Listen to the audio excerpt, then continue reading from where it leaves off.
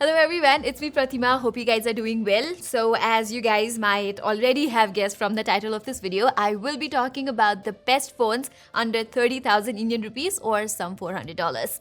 This is actually a pretty crowded space with every smartphone brand offering at least one standout device, which is why I have a total of 8 phones with me that I want to recommend to you guys. So let's get going right away. Just like last time, I am not ranking these phones on a one-to-one basis since every entry on this list brings its own unique qualities to the table.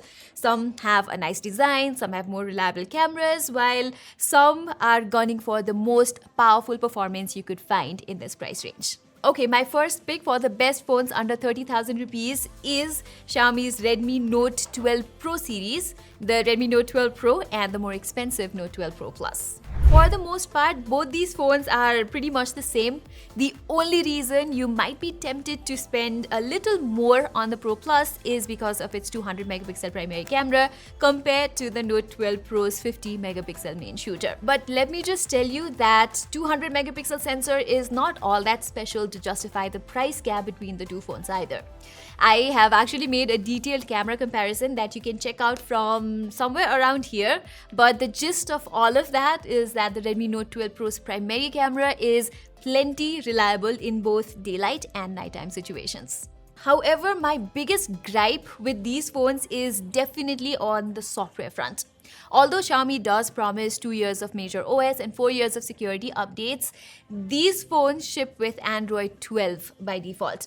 Whereas we're almost 5 months into the launch already and Xiaomi has not still managed to push Android 13 update here. So if a dependable software experience and timely updates are on the top of your list, then you should check out Samsung's Galaxy A34 instead.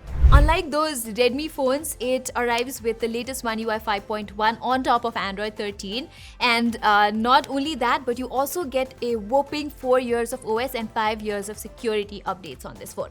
The Galaxy A34 is also powered by the fairly powerful Dimensity 1080 chip, and Samsung has optimized it quite well here. So I am sure this phone is going to age much more gracefully over the years. Likewise, its cameras are also quite nice for both photos and videos, be it color tone, dynamic range, or sharpness in the images. Its 48 megapixel OIS primary camera will not disappoint you.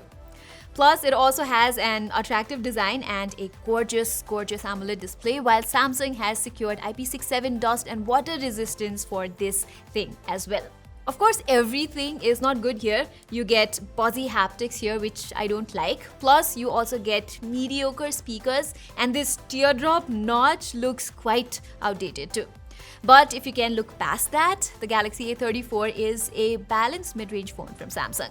Okay, next up is the Vivo V27, and if you think the Galaxy A34 has an attractive design, take a look at this. To be fair, it does go above our budget a little, but if you prefer a flashy design above everything else, the Vivo V27 is one of the best options. Here, as you can see, it's got a color-changing back like the previous Vivo phones, but I like how Vivo has gone with a much more subtle effect this time.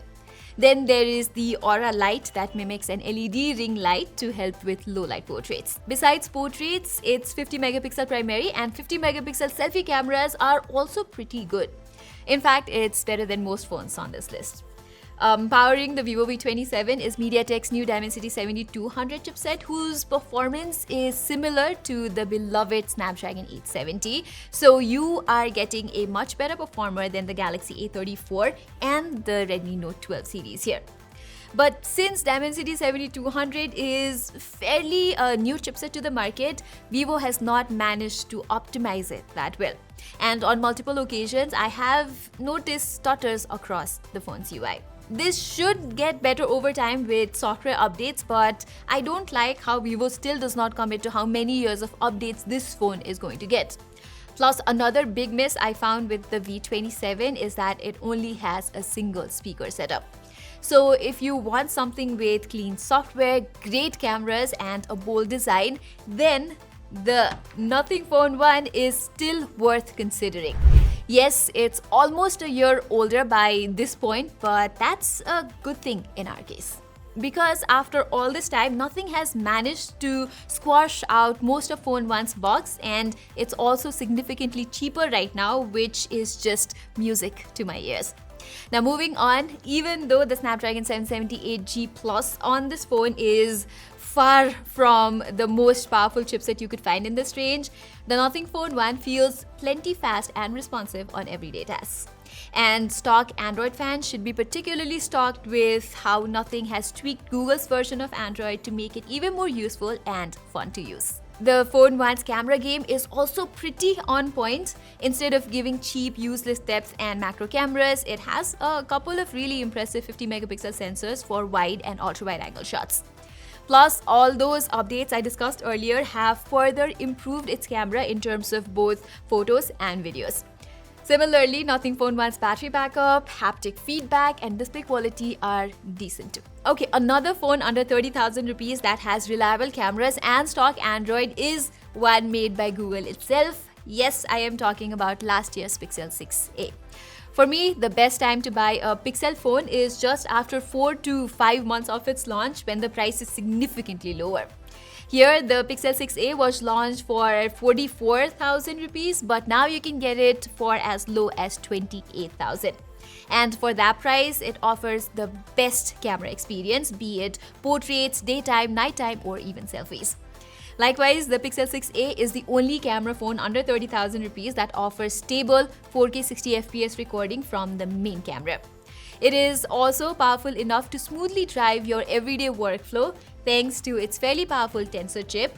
But if you play a lot of high-end games, the phone does heat up because of its compact body and poor thermal solution.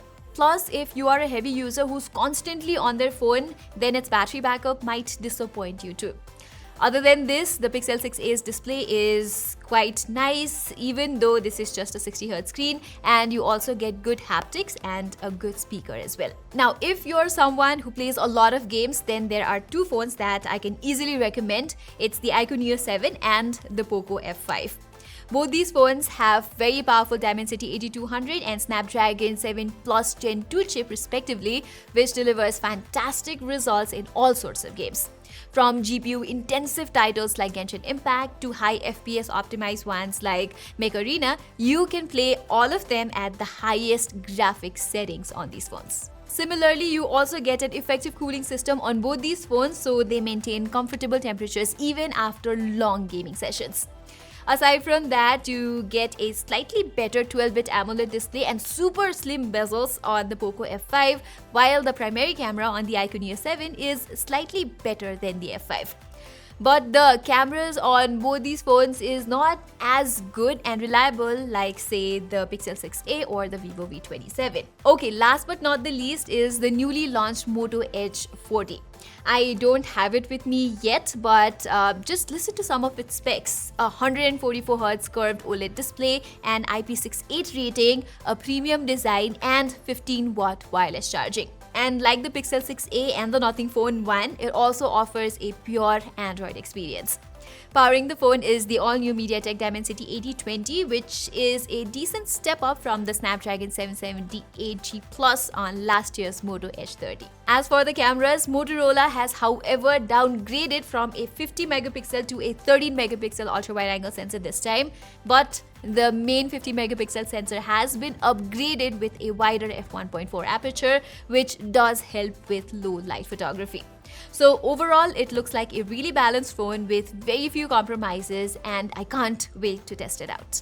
So everyone, that was all for my top picks for the best phones under 30,000 rupees in India right now. There are a bunch of really compelling options in this space, and I hope that this video made your buying decision just a little easier. I am coming up with similar buy guide videos of not just smartphones but other gadgets like earbuds and smartwatches pretty soon. So make sure you're subscribed to Gadget Byte if you do not want to miss that video.